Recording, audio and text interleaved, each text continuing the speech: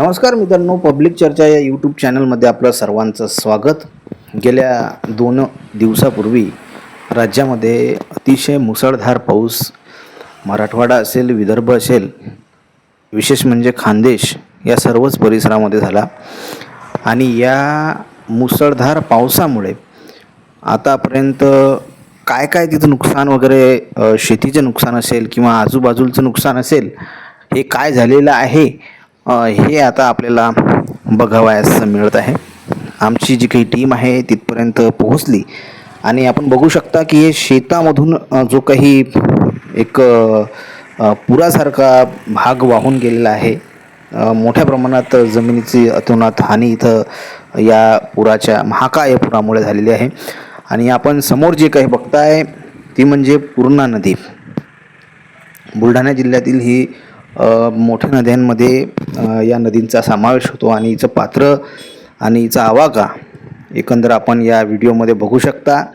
आणि पात्र सोडूनसुद्धा ही नदी कुठपर्यंत पोहोचली होती आणि किती शेती या आवाकाखाली गेली याचा फटका जवळपास आजूबाजूच्या 15 ते 20 गावांना इथं बसला असून जळगाव जिल्ह्यात सुद्धा खूप मोठ्या प्रमाणात नुकसान हे या पूर्णा नदीच्या महापुरामुळे झालेलं आहे. आपण बघू शकता या नदीचं पात्र.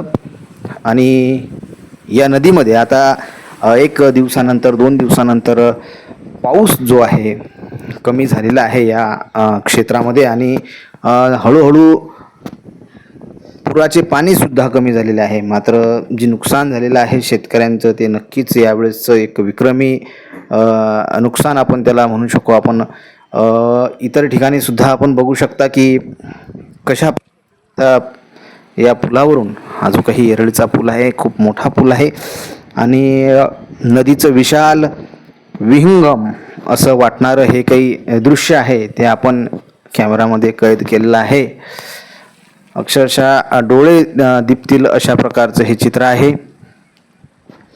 2 दिवसानंतर सुद्धा पूर्णा माय जी आहे ती मोठ्या प्रमाणात पुराचे पाणी घेऊन समोर जात आहे.